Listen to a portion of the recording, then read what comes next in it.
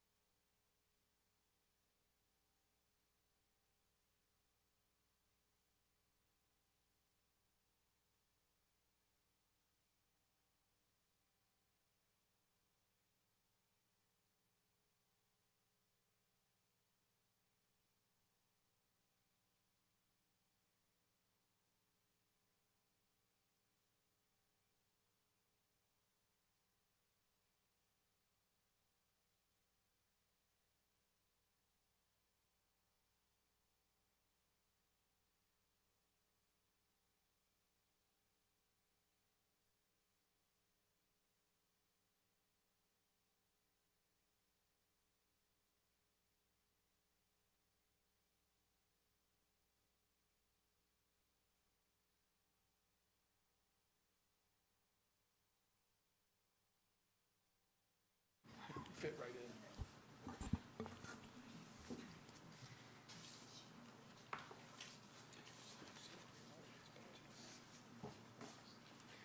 Did you see City of Salisbury? 75? A guy came up from Salisbury. He works for Wycomico County. He said his was 138 million. Yeah. He said they only have 29 in capital. They have $138 million budget. I'm like, we have that much capital. That is required. It's just amazing. There's a thing of capital.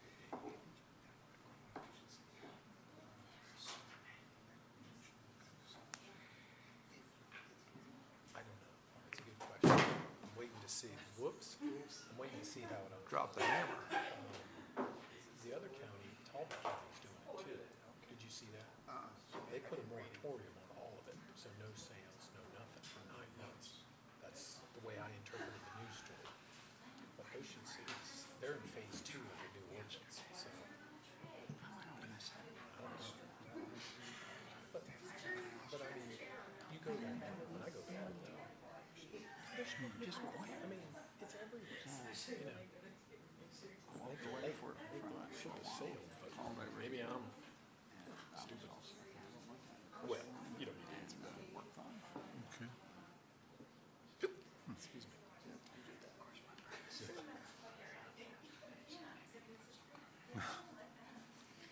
Katie, I like your name tag.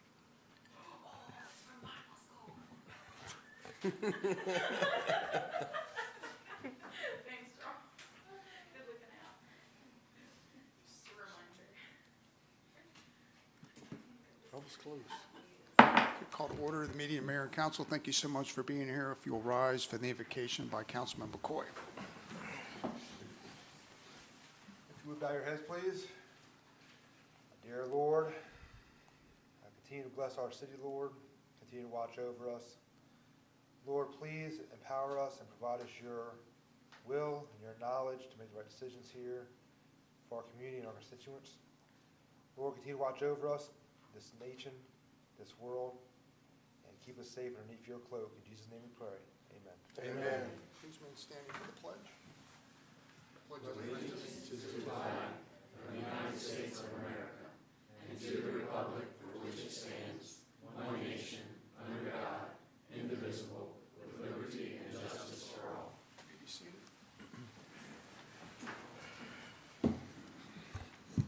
Okay, do we have any changes to tonight's agenda? No, sir, we do not. Okay, you've all received the minutes from our first budget workshop on May 2nd. We're just getting those done and out. If we'll accept a motion to receive those minutes if there are no questions. So moved. Motion from Councilman McCoy, second. Councilman Holland, I'll second that Okay, motion. all those in favor say aye. Aye. Those opposed, okay, it's unanimous. You also have the minutes from May 16th budget workshop. Again, if there's no questions, I'll accept the motion. So moved. Councilman McCoy, second. Councilman Henderson, I second. Okay, all those in favor say aye. Aye. Those opposed, okay, it's unanimous. And then finally, the minutes from our regular meeting on May 23rd. If there are no questions or comments, I'll accept the motion to receive those minutes. So moved. Councilman McCoy, is there a second? I'll second it.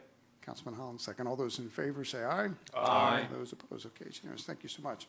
All right, tonight to start off our meeting, every year we ask our students, both from Seaford, Homeschool, Sussex Tech, Sussex Academy, to submit applications for Mayor's Right Choice Award. I do not make that choice on my own. That's way too much pressure.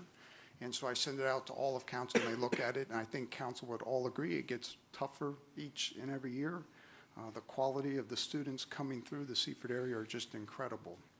But this year, Natalie Carter was our winner, and she's going to receive a plaque. Let me read the plaque to you, if you don't mind. It says, presented to Natalie Carter for making the right choices and exhibiting a drug-free lifestyle, for being a positive role model for our youth, and for contributing to an improved quality of life in our schools and our community. This is presented on the 13th day of June by Mayor and City Council. Natalie is a wonderful example of our future, and she will be attending Liberty University in the fall. So I'm going to invite her up, and we're going to take her picture. She also gets a check for $500. So congratulations.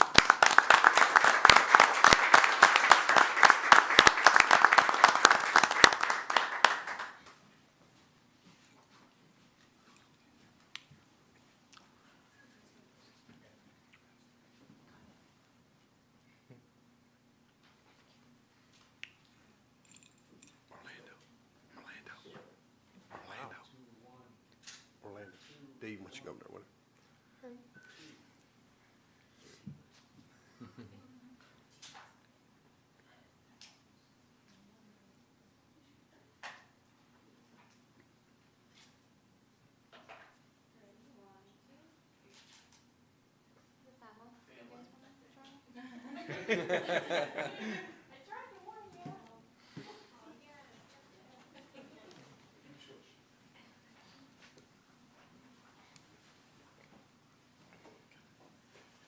Ready? 1, 2, 3.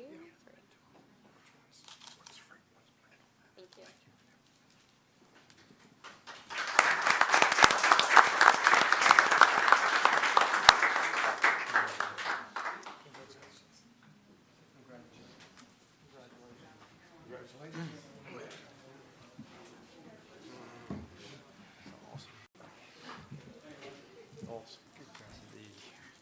Thank you, family, for coming up. We appreciate it. Thank you. Congratulations. All right, next I'm going to invite up our Superintendent of Parks and Rec, Miss Katie Hickey, to introduce our newest employee. Good evening. Good evening. This is Robert, AKA Bob Sanger. He informed me that his mother is the only one that's called him Robert, so he goes by Bob, or Bob 2.0, since we have Bobby at work. But he started with us back in March. He's from Georgetown. He used to work at Sports at the Beach, so came to us with a bit of experience, which we always love. And he loves doing outdoor recreation and outdoor sporting, like fishing, hunting. So he fits in with the crew nice, and we are very lucky to have him. Welcome.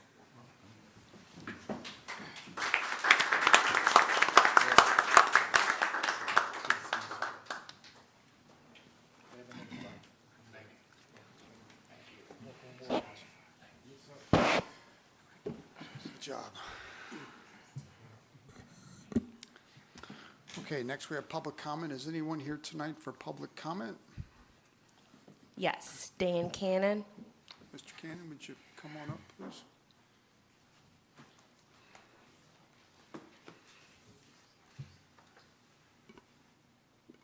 Dan Cannon, 411 Nylon Boulevard. First, though somewhat delayed, the June 8th installation of speed bumps on Nylon Boulevard was extremely welcome and has already produced dramatic reductions in through traffic and especially speed. Thank you. Secondly, all of us are keenly aware of Mayor David Genshaw's willingness to engage in fights, as evidenced by his efforts regarding right to work, fetal remains, and now limiting public comment. But my question to Seaford City Council is, does the council want to continue to fight over public comment, especially considering the other fights going on in Dover right now over non-person enfranchisement and partial referendum elimination? Taking a look at the current state of the fights, Representative Short sponsored non-person voting in the House, only to see the measure subsequently withdrawn after vigorous opposition from the ACLU, Common Cause, and others. Quite recently, a potential game-changing House Bill 189 has been introduced. Part of the synopsis of this bill reads that the act makes clear that corporations and other artificial entities may not be given a vote in municipal elections, unquote. At the very least, House Bill 189 represents organized opposition to the General Assembly, to Seaford's charter change. At worst, this bill could doom non-person enfranchisement altogether. Eliminating referenda approval by 5,020 eligible voters in favor of 5 votes of Seaford City Council for some major spending has raised significant questions in the Senate about Seaford's motivation. Is this a political power grab or a legitimate and necessary tool to ensure fiscal stability and responsibility? Regardless, because City Council has highlighted significant dangers of referenda failure, there should be serious measures to deal with City Council's concern, but short of eliminating referenda altogether. Regarding public comment, the City Council passed changes including the absolute requirement for presenting public comment in person. Do not consider that disease or other maladies leave some people disabled and unable to speak or present a public comment. Avoiding independent review or challenge by the ACLU of Delaware and or others regarding compliance with the American with Disabilities Act is highly desirable. In conclusion, a compromise encompassing these matters was likely please no one completely, but could produce useful outcomes of benefits to everyone. If you would like, and if Mayor Genshaw would allow 2 extra minutes, I can outline the compromise that I would like to propose. No, sir. Thank you very much. I'll finish by saying, please examine the compromise that I will send to you. I would suggest a meeting to include Representative Short, Senator Richardson, to negotiate or discuss these matters. Please let me know your intentions. Thank you. Thank And you. not thank you. Thank you. Is there anybody else here for public comment tonight? There's no other public comments? No. Okay. Miss anybody? Okay. All right, we're going to go on to new business number 1. I'm going to invite Miss Disa Burton up to talk about zip code Wilmington and thoughts on Seaford and the exciting things she's involved in and all the possibilities of Seaford. Wonderful. Thank you, Mayor Genshaw. Thank you, City Manager Anderson, to the City Council, to Tricia, Director of Economic Development and Community Relations.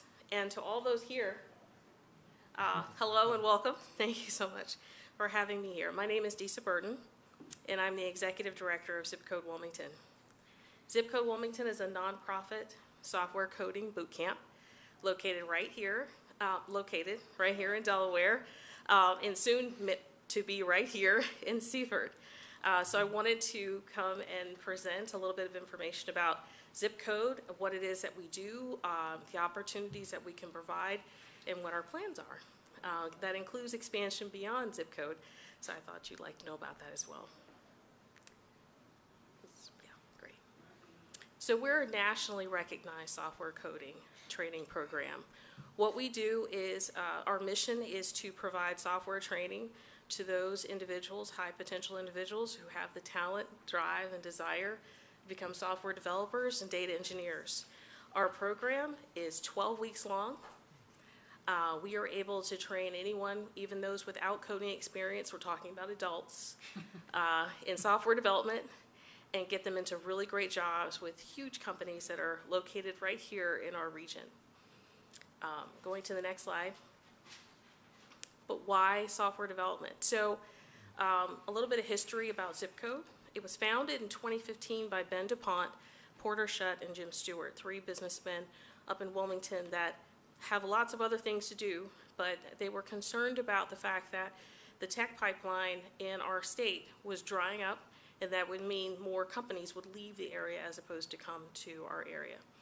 So Ben flew out to California, and he asked one of those software coding boot camps to come out to Wilmington and set up in Wilmington. And he had the door slammed in his face a few times, and then he had one boot camp that said, okay, well, only if you send your governor. Governor Markell actually got on a plane and went out to California and spoke to these folks, and they slammed the door in his face too. So rather than be pushed aside or let the idea go, they decided to put their foot down, create a best-in-class nonprofit that was focused on supporting this region. And since that time, we have graduated over 650, close to 650 folks, and I'm going to give you some of the statistics in a moment. But the reason they focused on software is because even back in 2014, Code.org was projecting that even if all the colleges and universities in the country graduated and placed computer science graduates, we would be 1 million short of people to do these jobs. And over the last 8 years that we've been in business, that number's only gotten bigger, probably exacerbated by COVID. Now that number is growing to a projection of 22 to 36% of software developer occupations, the demand for software developer occupations by 2029, according to the Bureau of Labor and Statistics. That's compared to all other industries at 5% growth. This is huge. Next slide. So what is Zip Code Wilmington? Like I said, 12 weeks.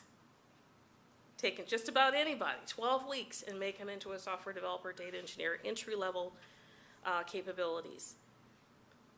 We give them 1,100 hours of coding in that 12 weeks. This is a full-time program for adults, people who are mature, people who have mortgages, rent, insurance, car payments, kids, all that. They know how to get to work, and they know what a remarkable opportunity this is. So in 12 weeks, we push them to the limit, 80 to 100 hours a week. Just to give you an example or a comparison, computer science at a university, 4-year university, will get about 200 to 300 hours total over 4 years. We're giving these folks triple that in 12 weeks. Next slide.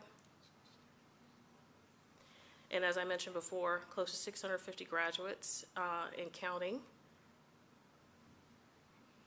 And these folks, these crazy folks that sign up for this program, they come from all walks of life. We're talking about folks who are delivery drivers, casino dealers, nannies, veterans. One of the best coders that we've had come out of our program was a line cook at IHOP. He was remarkably brilliant, just didn't have the opportunity to have this type of training, just didn't have that background or that opportunity, and having come through Zip Code, he's now a software developer at JPMorgan Chase. Wow. Looking at the folks that are on that slide that we have there, Whitney Martinez lived in Puerto Rico. After Hurricane Maria, her father lost his job. She was the sole breadwinner for a family of 5. She was a Kmart cashier, rode her bike to Kmart. She knew that that wasn't going to be enough to support the entire family. So she had a cousin that lived in Wilmington, told her about zip code. She came to, her first night away from home was in the United States, in Wilmington. She started the program.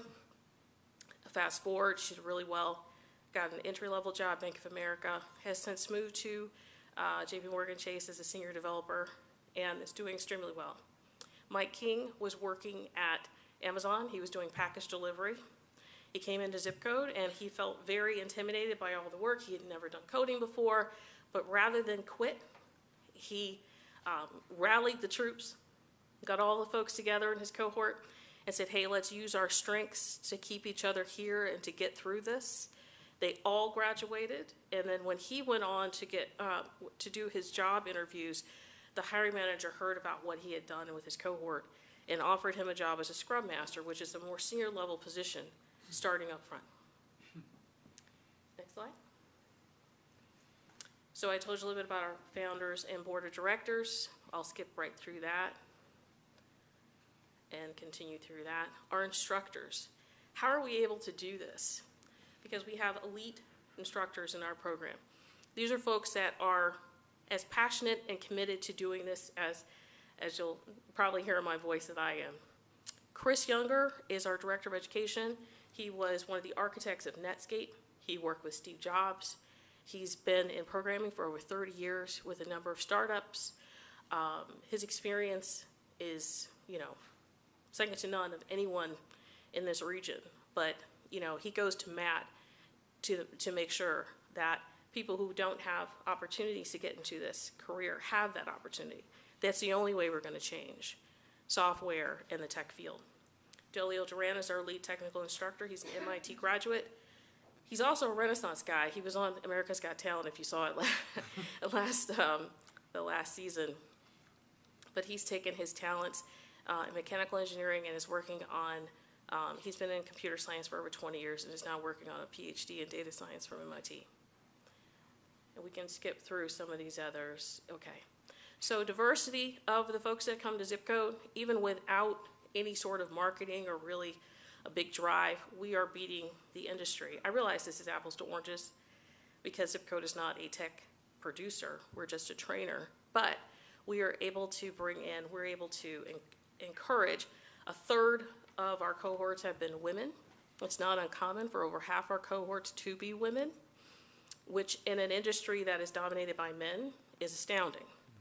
But bottom line, women like to work with other women. They don't like to work in an environment that's all male. Men don't like to work in an environment that's all male. So why don't we all just work together, right? And as far as African American, Black, Latino, Hispanic, we also have beaten out the industry numbers there as well, with around 33% of our cohorts coming from those racial demographics. Highest level of education. Again, we're not talking about kids, although we do have a high school program, but zip code is founded on adult training. Average age in the last cohort is the youngest I've seen at 29. Typically, it's between 30 to 35 over the last 8 years. And as you can see also from the percentages of folks that have just a high school diploma and maybe a little bit of college versus those that have a bachelor's degree, we're running about 50-50 in the cohorts. Our employers are looking for both. They're very excited about folks that don't have a college degree. And those that do have a college degree are typically in non-tech fields, marketing, anthropology of all things, history. But it's folks that are linear thinkers and can pick this stuff up in 12 weeks. Next slide. So I can go into the business model, but I think what I'd rather do, if I could just skip forward a little bit, is talk about, yes, scholarships, because I think that's probably of interest here. The governor loves this program. I don't think I'm putting words in his mouth to say it. He's put money behind his words. He loves the outcomes of zip code. We are able to, over the last 8 years, the average salaries of folks that have come to zip code is around $30,000. After they receive training and are placed, the average salary, $80,000. The median is $85,000. And it's not uncommon for someone that leaves our 12-week program with no coding experience to get a six-figure salary. That is why the governor loves this program. The return on investment is remarkable. $1.5 million of community money, private, public money coming together to start zip code has resulted in just about $140,000 of average wages earned, $20 million invested back into the Newcastle County area. So with the Break Into Tech Scholarship, we now have the ability to offer full tuition plus stipends to folks that are coming to the zip code program. And I'm not sure what my next slide is, but I want to take a moment here to just say, that's why I'm here to talk with all of you, right? Because in the past, zip code has not been able to offer employment to folks below Dover, right? We didn't have connections and relationships with folks that were below Dover. We couldn't provide that training past Dover. If people had to drive up to Wilmington to get this training. Those boundaries no longer exist due to COVID. Crisis. Let's take the benefit of that crisis, right? Because now we're able to do the training remotely. We just had two gentlemen that finished our training remotely, 100% from Rehoboth Beach, and they received job placement with a company out of Chicago that wants them to work 100% remote. They didn't have to leave their house to get an average salary of $85,000. The opportunity is here. We just received a very generous grant from the Longwood Foundation to start building relationships with employers who can hire folks remotely, so that opportunity will also be available to others that come through our program. So to the next slide. In addition to zip code, I want to take a pause, so I don't want to confuse you. Zip code is our way of training people in software development. In March, we were approached by the healthcare system and asked if we can apply our zip code model of training to healthcare. Specifically, to start training entry-level certified nursing assistants to get folks to support the healthcare industry in Sussex County, mainly. Secondary would be Kent County. And we said yes. So we're raising our hand to do that. We've been doing a listening tour and speaking with a number of folks. All three major healthcare systems, Tidal Health, Bay Health, and BB Health, are all on board. We've spoken to the other universities that offer support here. With one exception, we have not had a chance to speak with Del Tech. But the opportunity is that we can create a CNA program, a CNA Plus program. It wouldn't be the same thing that's being offered right now. And just as Zip Code was put together to create a best-in-class nonprofit to support a community, Zip Care would do the same. Our thought is that it would be created and launched in 2024. It would reside over at the Nylon Shopping Center, where Rob Herrera is turning things around. It's going to be beautiful. In the interim, we'll find a temporary location with which to provide the training and launch the center. And I believe, yes. So the last thing I'll show you is a commercial from Zip Code. If we could click on that link and, yep. I have some materials that I can leave with you, and I'd love to answer any questions that you might have about the program.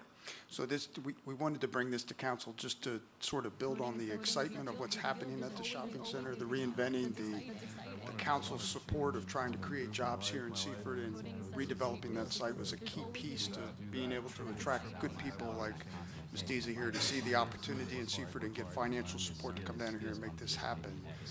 The timing is all perfect on this, on when they want to be here and what's happening at the shopping center. Already has a relationship with the mill. So things are, it's hard not to smile and beam about the opportunity that this could bring. And you hear those kinds of good paying jobs where you maybe don't have to climb a pole to make that money or do something physical. This is for people of all ages that can either work on-site or remotely, so it's a great opportunity. But does council, this is again just an opportunity to present and make the public aware, but does council have any questions for Ms. Deasy? You want to play the video first? Okay.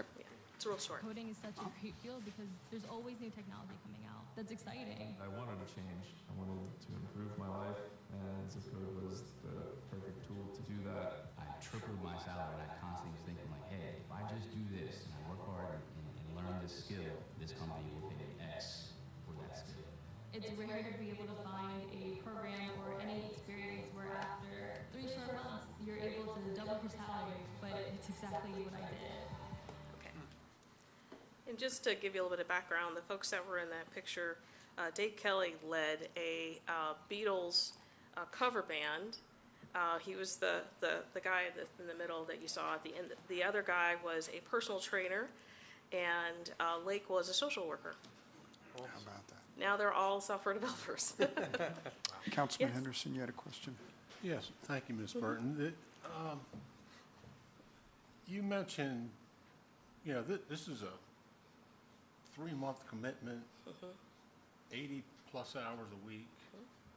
Tuition could possibly, out of the 75 students a year or whatever, per class or whatever, will be covered.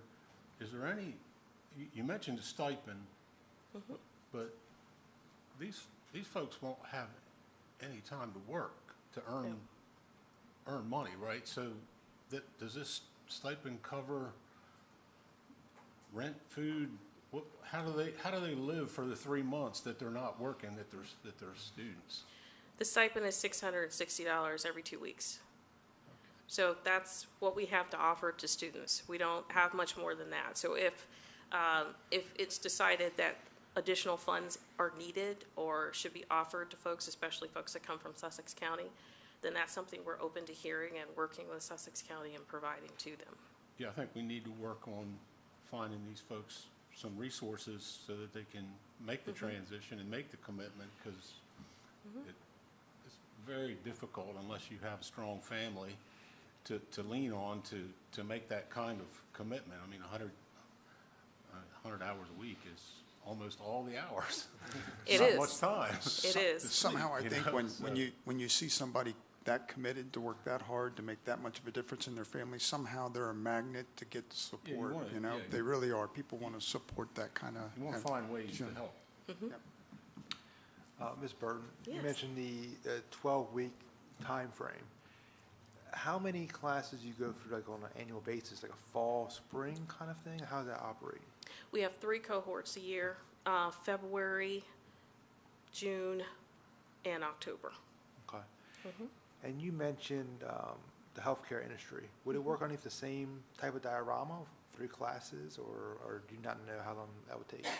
No, we're not exactly sure on how that curriculum is going to pan out. We do know that there are state requirements for CNA training itself. There are state requirements for clinical health worker, for medical assistant, but how that all shapes up is still sort of up in the air, especially since we're thinking of combining some of the best parts of those curricula and also making sure that people are able to get the certifications that they need to get. So it could be a 2-month process. Understood. It likely would not be 80 to 100 hours a week. Yeah. It would be a different thing altogether, but we would want to build a best-in-class curriculum for that as well. This, in my opinion, is a very exciting opportunity. I appreciate you taking a look at Seaford for it. Yep. Councilman King? Thank you, Thank Mr. you. Mayor. Thank you. Yeah, just to piggyback off of what we've heard tonight, this is a very exciting thing and exciting for our community. We're glad to have that opportunity. My question is around the tuition. If I understood you correctly, it's all free? No. Okay, can we talk a little bit about if you don't get a scholarship, what does that cost look like? Yep, absolutely. So if you are 350% of poverty level, you receive the full scholarship. That's something around $50,000 for a single person, and it goes up with additional dependents. So, so if you're making less than that, you would get the full scholarship and stipends. If you make more than that, then it's $6,000 up front, and the remaining balance is not due unless and until you receive a job using the skills for which you were trained. So what that means is we had a gentleman that worked as a valet at the Hotel du Pont. He came and he finished the program. It took him about a month and a half to get a job. We don't send him a bill until he gets that job as a software developer. once he has his job, we can bill the corporate partner. If he's hired by a corporate partner, they pay the remaining balance, and the rest of it's done. If he's hired by a non-corporate partner, then the student has a discounted tuition on the back end. Right now, it's, half in the front, half at the end, and they can pay that over 2 years. We have a relationship with Stepping Stones Community Federal Credit Union so that they can not only pay their money back, but they also have a relationship with a community federal credit union that can give them financial literacy and advice and support. Awesome. And the second question is around class size. So if you talk a little bit about what that looks like.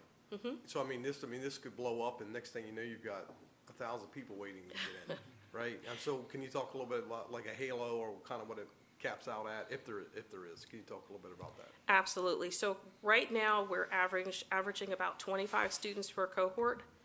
We have a very deliberate application process. It's not just signing up and coming in. Okay. So we do, there's 4 major steps. There's an application which takes a few minutes to fill out that just has the basic information. There's a there's an assessment that people take, which they can prepare for with one of our programs. We have something called Zip Code Prep, which is an evening part-time, couple hours a week program to help people train up, study for the assessment. After they take that assessment, if they pass that, they move to the group interview. In a group interview, they're with other candidates that are applying for zip code.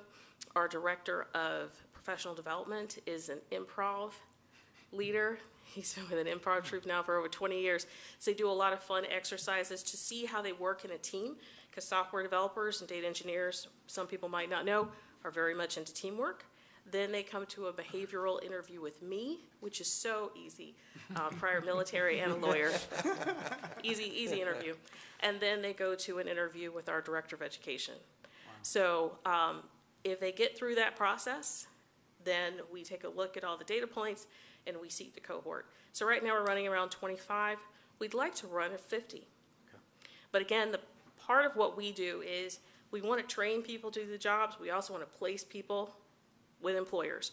If we're not placing people, we haven't done our job. If we're not placing people, we don't get the remainder of that tuition. Cool. So we really try to bring in as many people as we think we can get hired. And that's why our statistics over the last 8 years are 95% graduation rate, 85% hired within 6 months of graduation at those averages I gave you earlier. That's phenomenal. Yep. Thank you. Thank you. Thank you. Appreciate it. Yes, absolutely. Any other questions?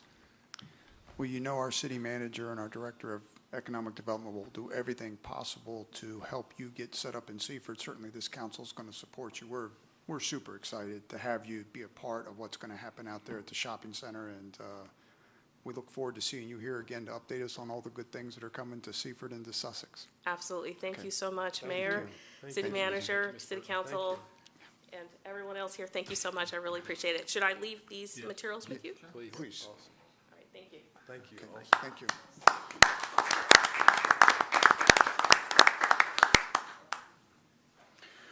Okay, next we're going to call up Ms. Hickey to go over the exciting Porta-John bids. How riveting. Good evening again. No pictures? Yeah, no pictures. This is way less exciting, but definitely needed. So we received 2 bids, as you can see, Pearson Comfort Group and United Rentals. I did reach out to a few of the resources that were listed, and one of them did give positive feedback as a recommendation for our low bidder. So, and they are another Parks and Recreation entity. So, with that, I am recommending we go with our low bidder of Pearson Comfort Group at $40,800 for the next 3-year period. Okay, if there are no questions in regards to the bid, I'll accept the motion. Mr. Mayor, I make that motion to award the bids for Porta-Johns to Pearson Comfort Group, low bidder in the amount of $40,800 as presented. Okay, we have a motion from Councilman Holland. Is there a second? I'll second. Councilman McCoy seconds. All those in favor say aye. Aye. Those opposed? Okay, it's unanimous. Thank you so much. Thank you. Okay, next we have the approval of the revisions to the employee handbook. June Merritt's gonna. Director Merritt's going to present. Good evening. Good evening. Okay. So for the first item, out of the employee handbook at section 2-114, under calculation of pay, subsection C, overtime work and standby, item number 2. And just to give you a little bit of background, the reason we're requesting the revision is due to the contract with the IBEW, the electric department. So we're requesting a change in the standby. It currently says 5 p.m. Monday to 5 p.m. the following Monday. Due to the contract and the work hours changing, we're changing that from 5 to 4. So it would need to state standby is from 4 p.m. Monday to 4 p.m. the following Monday. And then also as standby, currently the way it's written, an employee that is put on standby, they receive 12 hours of regular pay for that week. And due to the contract negotiations, we're requesting a change to where they would receive 2 hours per day of straight time pay for the on-call duty. That equates to 14 hours for the week instead of 12. Okay, are there any questions in regards to the employee handbook revisions, changing it to 4 o'clock and the change in standby pay? If not, I'll accept a motion. Mr. Mayor, Councilman Holland, I make the motion to approve revisions, the Employee Handbook Division 9, Pay Plan Rules, Section 2-114, Calculation of Pay. See overtime work and standby item number 2, which will increase the standby pay from 12 hours weekly to 2 hours of straight time pay for each day on call duty, effective July 1st, 2023, as presented. Okay, we have a motion from Councilman Holland. Is there a second? I second it. Councilman Bradley seconds. Any questions on the motion? We'll do a roll call vote on this one. Councilman Holland? Aye. Councilman Henderson? Aye. Councilman Bradley?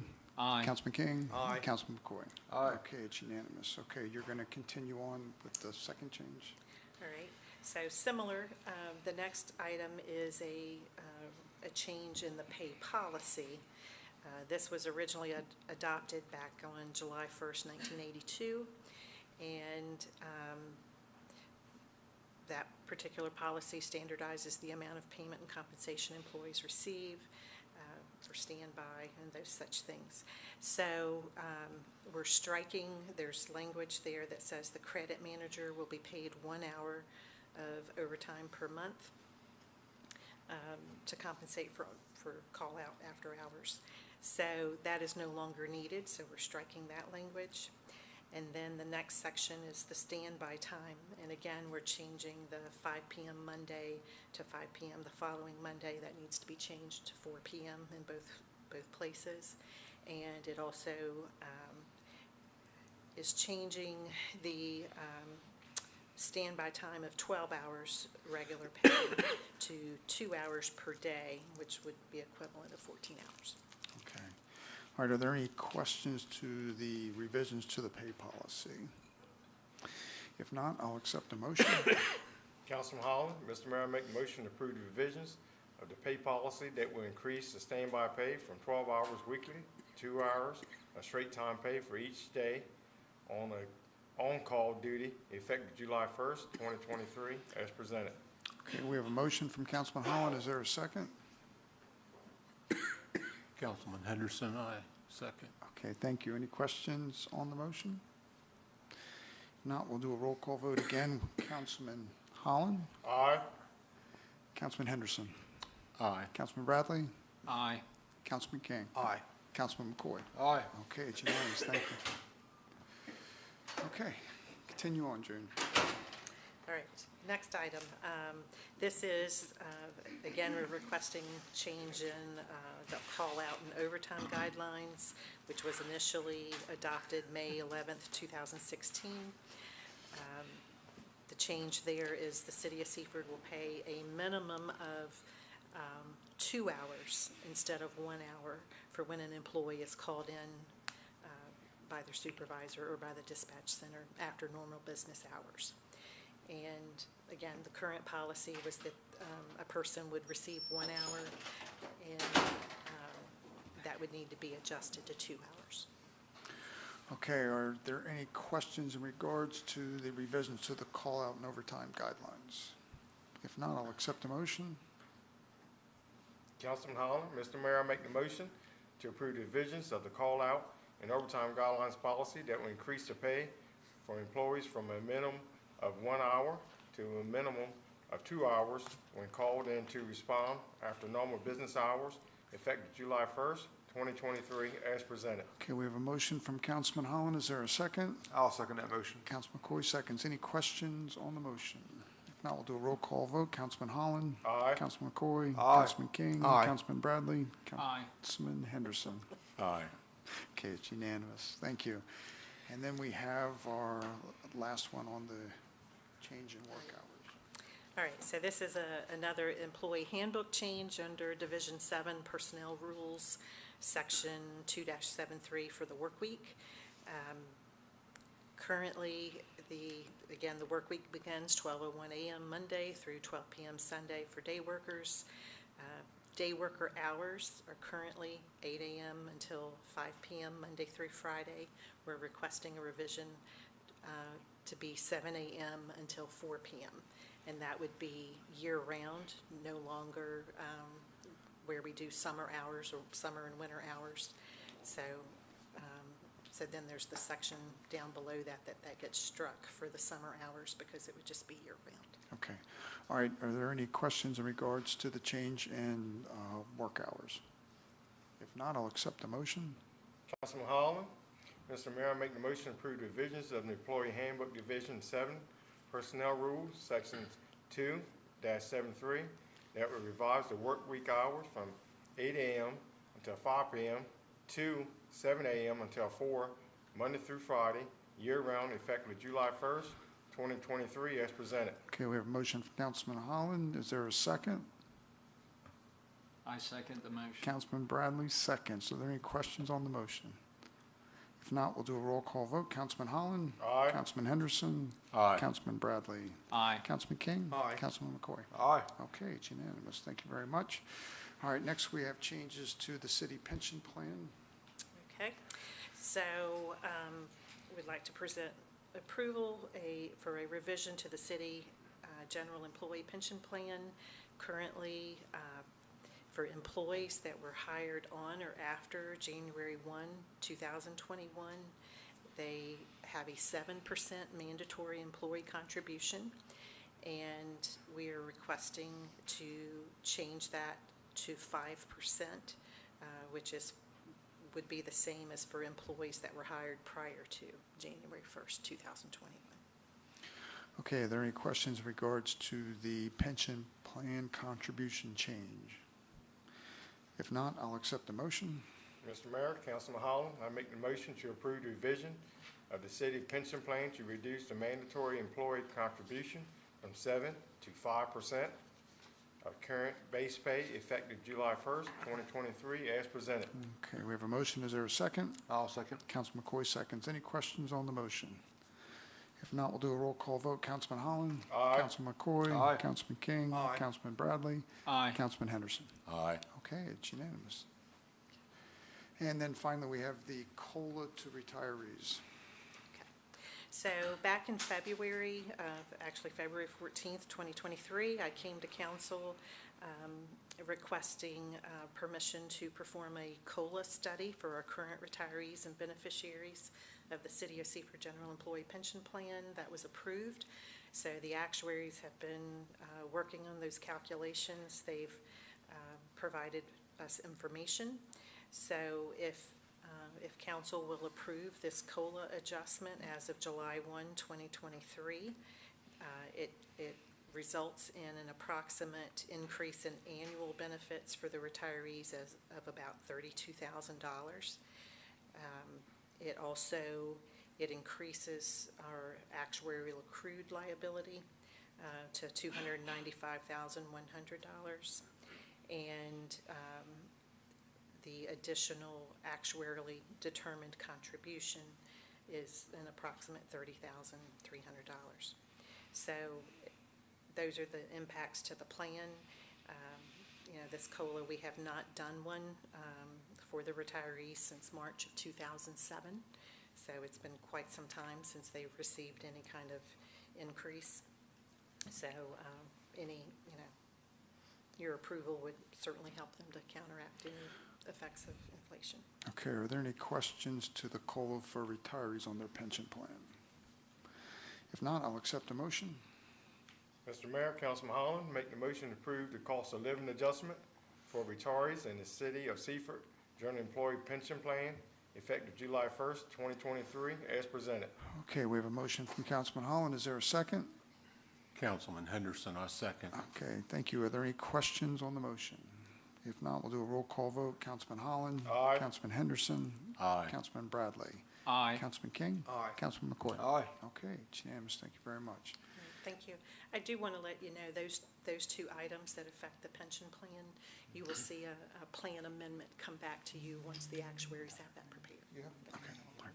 Thank you so much for all your work on that, Director Merritt. All right. Lastly, on the agenda is the collective bargaining agreement with our electrical workers, and Ms. Cole's going to bring that up. Good evening, Mayor and Council. Good evening. Tonight I am presenting to you the tentative agreement between the City of Seaford and the International Brotherhood of Electrical Workers, Local 126. Just to give you a little background, the City of Seaford Electric Department employees voted to be represented by the IBEW Local 126 for the purposes of collective bargaining on October 13th, 2022. Negotiations began with the IBEW on January the 5th, and we had 6 meetings to date.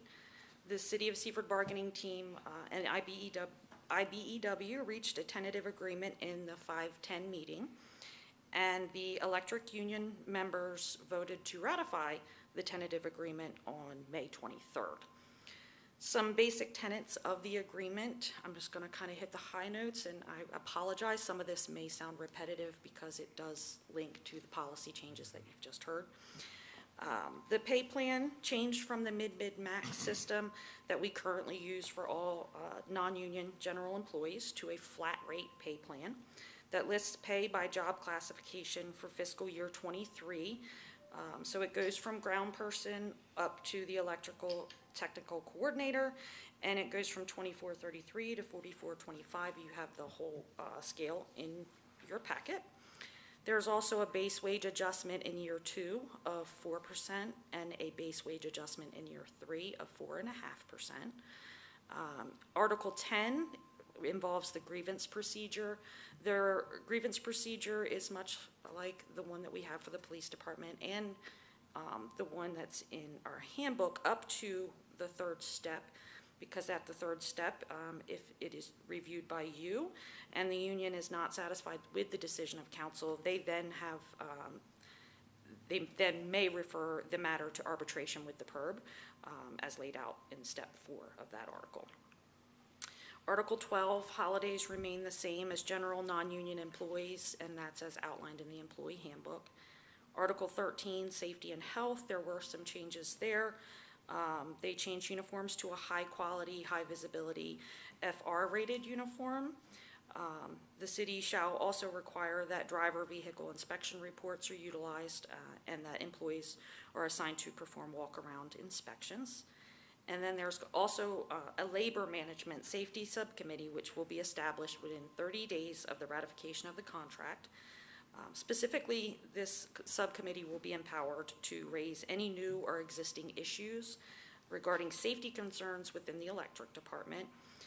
The committee will also be authorized to make recommendations for safer, more efficient tools and equipment to the director of electric. And if they're not satisfied with that result, then they can bring it to the city manager. And if they're not satisfied with that result, then they can bring it to you. Article 14, Vacation benefit remains the same as our general non-union employees, and it's as outlined in the employee handbook. Article 15, the sick leave benefit remains the same as our general non-union employees and is as it's outlined in our employee handbook. And then Article 16, bereavement leave benefits will remain the same as well. Article 17, the work schedule, as you have heard, the normal work, they did bargain for a normal work week for all union member employees for Monday through Friday, 7 to 4 year round. Article 19, on-call employees shall receive 2 hours of straight time for each day of on-call duty, and that will be for a total of 14 hours weekly, which is a change from 12 hours that they get weekly at present. Article 22, which is call-in, there's a section 2, and the employee who is called back to work outside of his or her normal working hours shall be paid for the time worked or a minimum of 2 hours, whichever is greater, and that's a change from the past practice of a minimum of 1 hour. And then an employee that is called in on a city-observed holiday shall be paid time worked or a minimum of 2 hours, which is a change from the 1 hour. And then Article 25, city will provide a pension benefit on the same terms and conditions as all non-union full-time employees with the one modification. The percentage of mandatory employee contribution to the defined benefit plan will go from 7% to 5%. And then Article 26, the term of the agreement will be from July 1st, 2023 through June 30th, 2026. And will continue in effect from year after year thereafter unless amended, modified, or terminated. Okay, I'll ask the council that if you have any questions, although I know and I want the public to be aware that you've been in countless meetings for many months now about this agreement and been involved in the details, but are there any questions? There are. Councilman Henderson. Thank you, Mr. Mayor. You mentioned the safety subcommittee. Mm-hmm. Is that considered a public body? I believe it will be, yes. Subject to FOIA rules? Mm-hmm. Okay, Yes. thank you. Yes. Are there any other questions from council? If not, I will accept a motion in regards to this collective bargaining agreement. Mr. Mayor, I'll make the motion to approve the collective bargaining agreement between the City of Seaford and the International Brotherhood of Electrical Workers Union 126 to become effective July 1, 2023 as presented. Okay, we have a motion from Councilman McCoy. Is there a second? I'll second the motion. Councilman King seconds. Are there any questions on this motion? If not, we'll do a roll call vote. Councilman McCoy? Aye. Councilman King? Aye. Councilman Bradley? Aye. Councilman Henderson? Aye. Councilman Holland? Aye. Okay, so it is passed. Thank you for your work on this. all Mayor, of if you don't mind, I'd just like to dovetail with that. I'd like to thank Ms. Cole and I'd like to thank Ms. Merritt for their work over the last 7 months. This was a lot of work on their part, and they did a fantastic job along with the other work that they had to do. So I'd like to say thank you to them. Thank you very much. All right, old business. Okay, so in your package, you have old business number 1, which is revisions to Chapter 14, the water code, water portion of our municipal code, and it would revise a couple sections of that.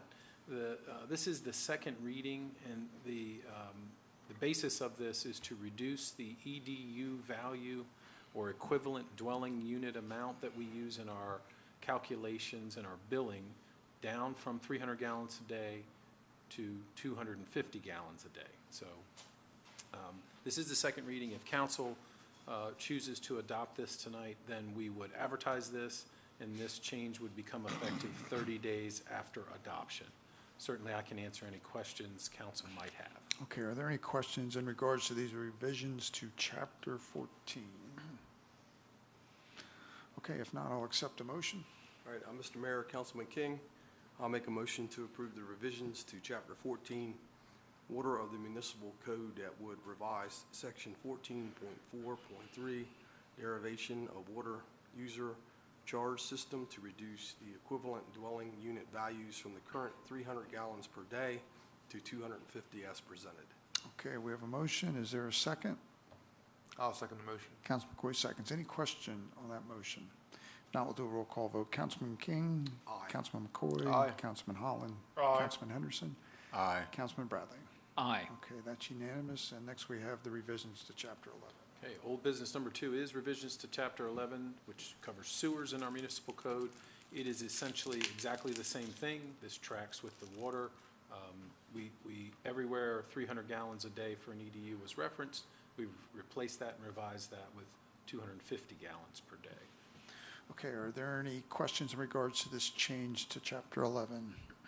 If not, I'll accept the motion. All right, Mr. Mayor, Councilman King, I'll make a motion to approve the revision to Chapter 11 sewers of the municipal code that would revise Section 11.7.3, derivation of the sanitary sewer user charge system to reduce the equivalent dwelling unit values from the current 300 gallons per day to 250 gallons per day as presented. Okay, we have a motion. Is there a second? I'll second the motion. Councilman McCoy seconds. Any questions on this motion? If not, we'll do a roll call vote. Councilman King? Aye. Councilman McCoy? Aye. Councilman Holland? Aye. Councilman Henderson? Aye. And Councilman Bradley? Aye. Okay, thank you very much. All right, next reminder of meetings. Just a couple. 28th Annual Nanticoke River Fest is in downtown Seaford, Saturday, July 8th, from 9 a.m. to 6 p.m. And then just a reminder, City Hall and utility divisions will be closed on June 19th in observance of the Juneteenth holiday. That's all I have, sir. Okay, very good. All right, we'll go to committee reports with Code, Parks and Rec. Councilman Bradley? Good evening. Good Mayor, evening. fellow councilmen, brethren, Hey, evening. and audience. As you know, I'm new, so I'll probably ping-pong around a little bit. I was at a meeting this morning. The pool repair that we were discussing last month has been delayed due to contractor delays as everywhere else. Youth soccer had 270 recipients. I went through, Mike was not here today, he's on vacation, so I went through the code violations, normal stuff, grass, trash. A couple things stuck out in my head. I would be embarrassed if I was representing a organization that was a national organization and the building that's in their name had been condemned twice in a row. And I just want to go on record saying that. I think it's a disgrace. What else was I going to talk about here? I want to step over to, oh shoot. I'm having a brain fart. Excuse me. Yeah, I really am.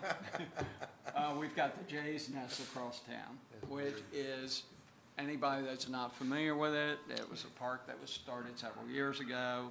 Local business people committed their funds and time to build it. It is now currently closed until further notice. I went through, we had a contractor from North Carolina, or I guess he would be more an evaluator, come and take a look at it. And I did a count. They had numerous findings on each situation. The worst of which would be a number 1, which would cause permanent injury, which is a no-no. Secondly would be serious injury. Third would be minor, and fourth would be a potential, okay? So we had 9 for permanent, 9 for serious, 24 for minor, and 65 for potential.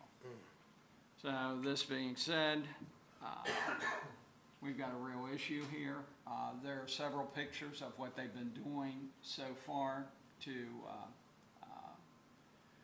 repair the situation, but we're going to have a further discussion on this. Lastly, something happened this week, bittersweet on a personal note. It does sort of affect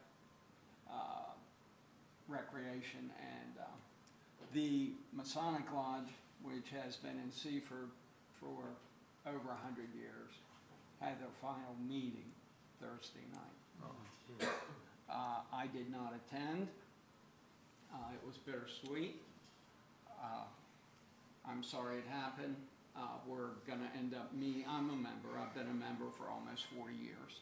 It's a cult, by the way, just to let you know. Yeah, that's what they say. okay? But anyhow, we are moving to another location. Actually, Reliance has cooperated with the launch, so it will be self-sustaining. But a lot of Seaford's founders went through there. As a child, my father did it, and several of the mayors. So it was bittersweet. So with that, I conclude my report for this evening. And we'll let the public know, keep them up to date on what's going on with the Jay's Nest, on the progress, and when we expect it to be back open. We know that it's utilized greatly, so appreciate your report. All right, next, Police and Fire, Councilman Henderson. Thank you, Mr. Mayor. Chief Wilson has submitted a complete report, and I'll go over some of it. And I know it's so voluminous, I'll just have to hit the highlights. But so far for the year, in fire statistics, there have been 432 calls for an average of 2.6 calls per day. And the average for June is at 2.6 calls per day. Under EMS statistics, there's 1,784 calls for the year at an average of 9.2 calls. And in June so far, it's 119 calls for an average of 9.9 calls per day. In other statistics, the in-city calls are 220 so far.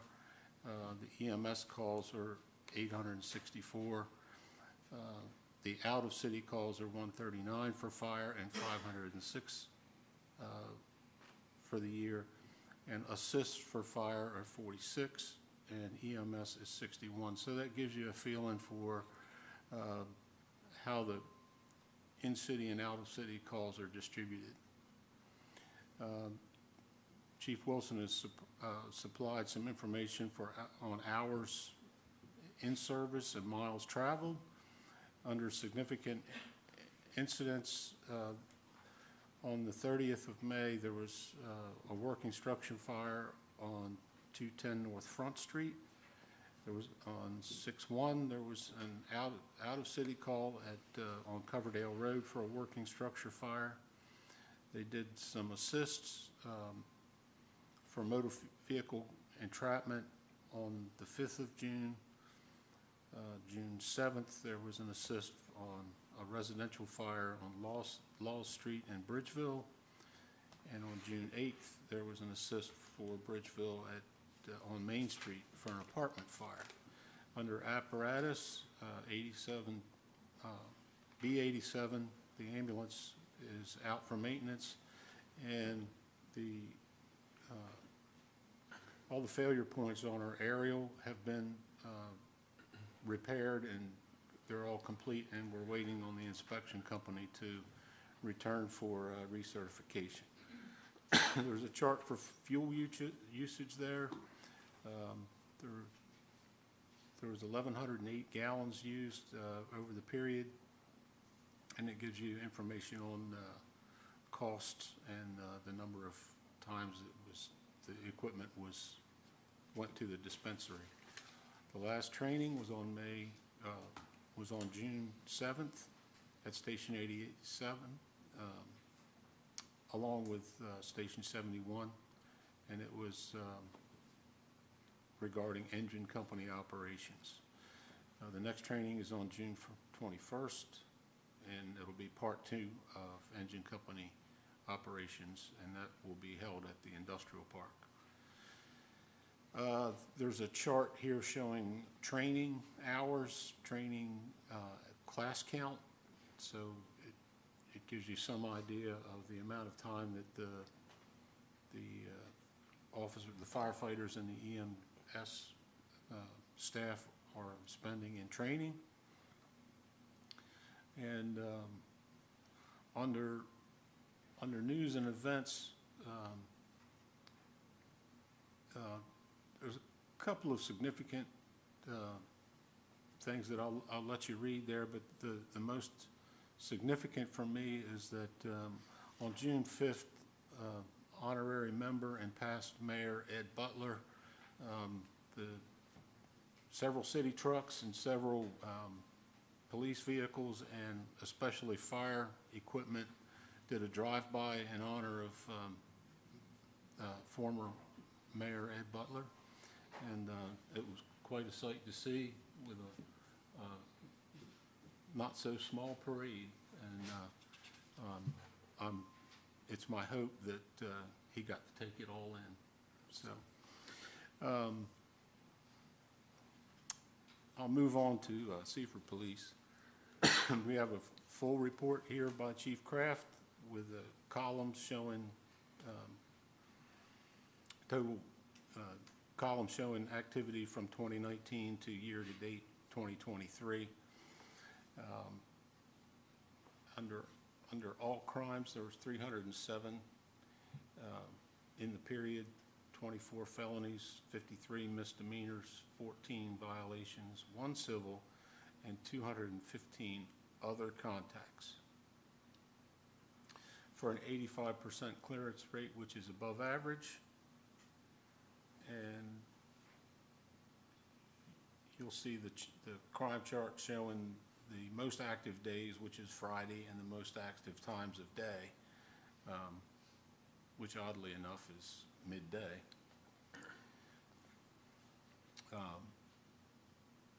Under additional crime data below, there was a total of 41 complaints, including assault, aggravated assault, burglary, fraud, kidnapping, larceny, and sexual offenses. 21 felony and 8 misdemeanors, and that's a 29% clearance rate, which is rising from the low we experienced back in May. Drug complaints, there were 8 drug complaints. All 8 were adult arrests. There were 2 overdoses in the Crossgate Drive area. Under traffic, there was 253 traffic contacts, 126 citations, and 13 warnings. 4 DUIs, 3 alcohol and 1 drug related, and 1 of these DUIs was crash related. 32 crashes, 17 reportable, 17 non-reportable, and 15 reportable. 5 hit and runs,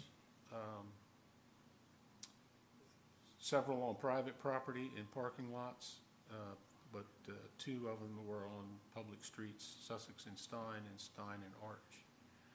And there was 1 pedestrian accident, which was in the parking lot of Walmart. Under significant events, there's a list of significant events there that I'll let you go through. Under administration, there was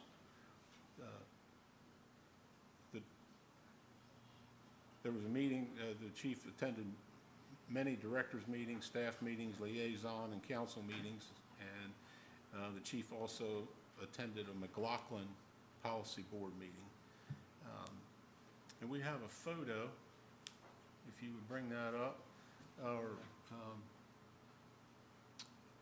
Our new cadet, and there's been some increase in foot patrols on High Street, which is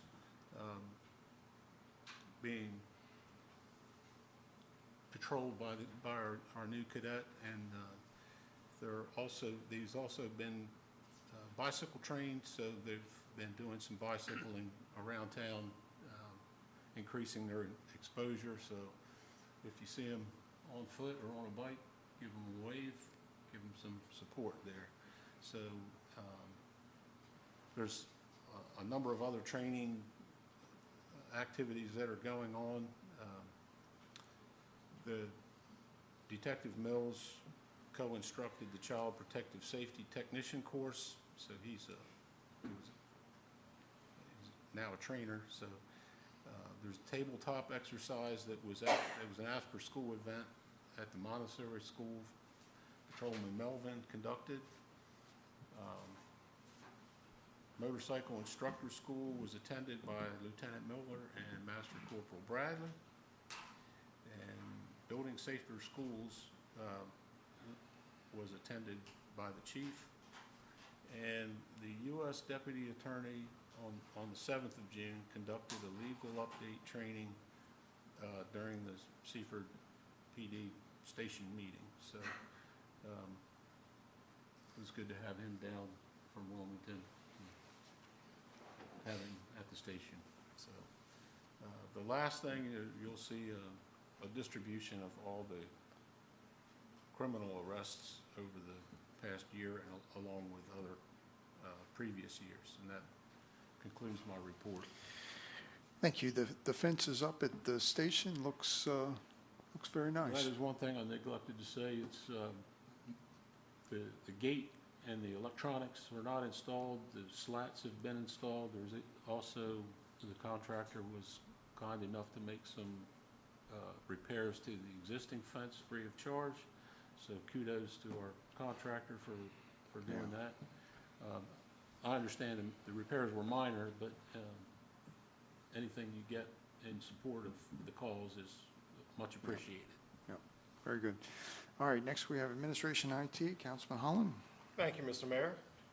They attended the DMEC Board and Finance Committee meetings, and they attended the SCAT meeting and steering committee, and they met with a representative of University of Delaware regarding their grant assistant program and various other meetings.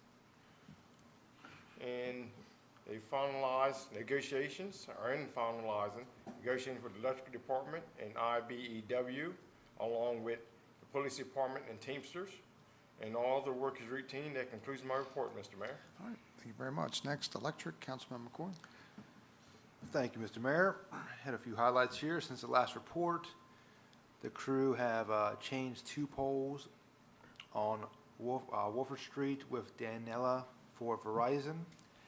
They hooked up the first house in Muirfield 1, Phase 3. They took down an osprey nest at Sir Optimus Park. Cut down some trees in Westview, and rode out a Circuit 270 for a blip cause unfounded. Regarding our director, he had a standard director's meeting, council liaison meeting, and staff meeting. He checked the electric availability for Riverfest for the food vendors, and had a meeting with ACTs and Charles about the infrastructure on site. He also was the acting city manager for a time. Worked on a Del Dot permit for Bridgeville Highway for Circuit 330. Over the course of the next few weeks, they're going to continue doing year-end inventory, continue working in Muirfield 1, Phase 3, and continue changing the lights on Sussex Highway to LED. Mr. Mayor, that is my report. Submitted in its entirety. All right, thank you very much. And finally, Councilman King, Public Works, Wastewater Treatment. Thank you, Mr. Mayor. My report has been submitted in its entirety. I'm going to hit some of the highlights, starting with the Public Works Department. Fire hydrant replacement is ongoing throughout our city. A hydrant was replaced on State Street. Team has been extremely busy replacing water services. Work was done at 514 and 522 Phillip Street, and a 3-inch water connection and meter was also installed to the field behind Walmart. Team partnered with the Code Department, as Councilman Mike alluded to clean up some derelict properties. Speed bumps were installed on Magnolia and Nylon Street. I'll jump over to the wastewater treatment facility. The team took a tour of the grit system at the Salisbury Treatment Facility. Troubleshooting took place on a new effluent flow meter. The plant looks good, but it is experiencing some foam issues. So I had some conversations with the city manager today. Team's gonna do a deeper dive into that and see if we can figure out who's causing that. Some of the upcoming projects over the next few weeks, they're gonna continue to spray weeds, repair cleanouts on the smoke testing list, speed bump sign installation, complete street patching, continue to paint curbs. Work continues on the hydrant replacement and keep the plant up and running with 0 violations. And with that, Mr. Mayor, that concludes my report. All right, thank you very much. I do want to thank council for coming in early tonight. I know that's difficult for some of you that work to get here by 6. Appreciate that. Also want to thank the public for coming out and supporting Breminghorn. They have had several successful weekends. It's great to see people outside having a good time. So with that, I'll accept a motion to adjourn. So moved. Motion from Councilman McCoy. Is there a second? Councilman Holland, I'll second. It's like they don't want to leave. Councilman Holland will second. All those in favor say aye. Aye. Not say hi. Those opposed. All right, thank you. Good night. Shoot. Mr. Hand. Yeah, don't run off. Good man. I'm proud of you, man. None of your business. You know, it's like your boy's growing up, man.